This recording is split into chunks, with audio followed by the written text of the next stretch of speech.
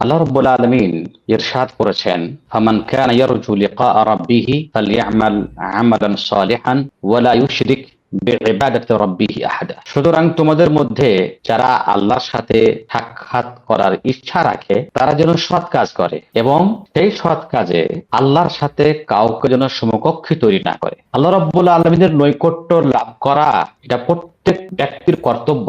আর আল্লাহর নৈকট্য লাভ হয় ওই সমস্ত আমলের মাধ্যমে যেগুলো আল্লাহ পছন্দ করেন। যেই কাজগুলি আল্লাহ পছন্দ করেন বা যেই কাজগুলির মাধ্যম দিয়ে আল্লাহর নৈকট্য লাভ করা যায় সেগুলো তো সাধারণত দুই প্রকার। আল্লাহ রাব্বুল আলামিন হাদিসে কুদসিতে বলছেন, ওয়ামা তাকাররাবা ইলাইয়া আবদি বিশাইইন আহাব্বু ইলাইয়া মিম্মা আফতারাতুহু আলাইহি। আমার বান্দা যেই সমস্ত কাজগুলির মাধ্যম দিয়ে আমার নৈকট্য লাভ করে তার মধ্যে সবচাইতে উত্তম কাজ হলো ওইগুলি যেগুলো আমি তার উপরে ফরজ করেছি।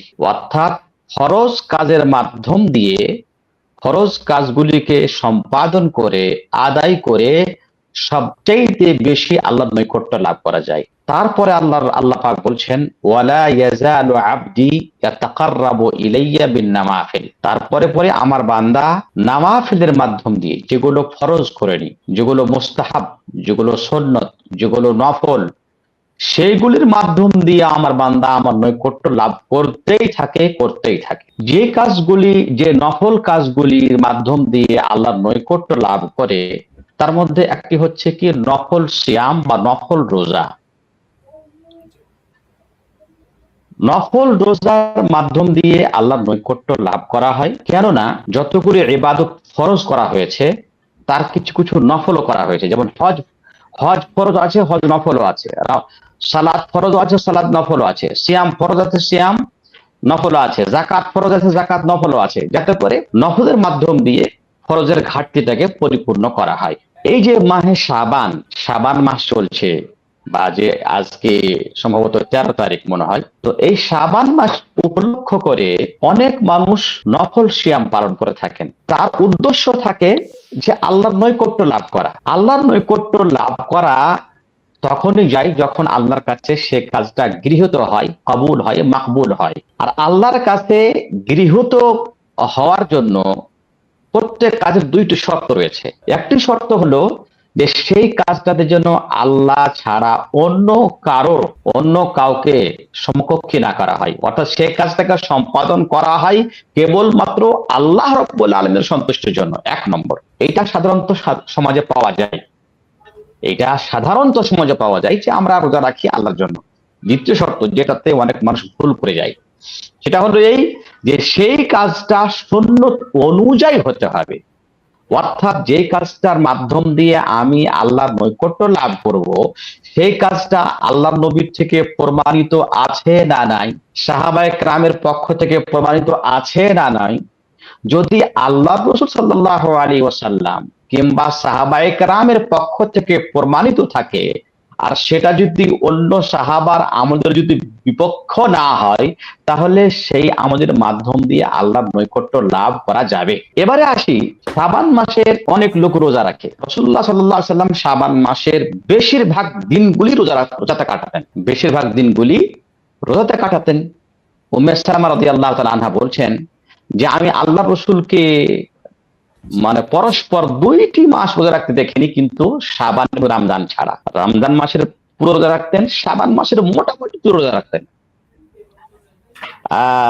এইভাবে আয়েশা রাদিয়াল্লাহু আনহা বলছেন যে আল্লাহ রসুল শাবান মাসের প্রায় রোজা রাখতেন, কিন্তু শাবান মাসের প্রায় রোজা রাখতেন, দিন নির্দিষ্ট করে না। কিন্তু আজকের সমাজে আমাদের কিছু ভাই বোনেরা শাবান মাসের 15 তারিখে রোজা রাখে। এই 15 তারিখের রোজা যদি সুন্নাতের মতো হয় বা সুন্নাত মোতাবেক হয়, সুন্নাতের যদি সুন্নাত থেকে প্রমাণিত হয়, তাহলে অবশ্যই নেকির কাজ, আর এ দ্বারা আল্লাহ নৈকট্য লাভ করা যাবে। কিন্তু যদি এটা শরীয়ত অসম্মত হয়, তাহলে আমাদের পরিত্যাগ করতে হবে। তো এবারে আসি যে 15 তারিখে, শাবান মাসের 15 তারিখে রোজা রাখার ব্যাপারে কোনো সঠিক হাদিস নেই। বিশেষ করে একটি হাদিস পাওয়া যায়, সেই হাদিসটা হচ্ছে জাল হাদিস।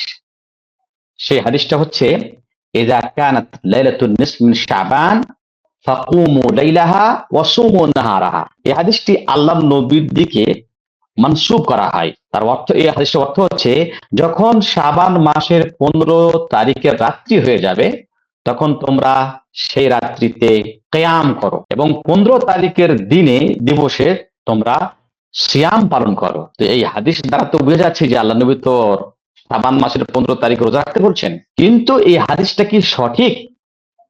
হাদিসটা কি আল্লাহর নবী থেকে প্রমাণিত আছে? না, নেই। এই হাদিসটা হচ্ছে কিছু কিছু উলামা একরাম এটাকে বলেছেন দাফুন শাদীদ, অতি দুর্বল হাদিস। এবং কিছু কিছু উলামা একরাম বলেছেন হাদা হাদিসুন মাওদু', এটা হচ্ছে জাল হাদিস, এটা হচ্ছে জাল হাদিস। সুতরাং 15 শাবানের উপলক্ষ করে বিশেষ কোন রোজা শরীয়তে নেই।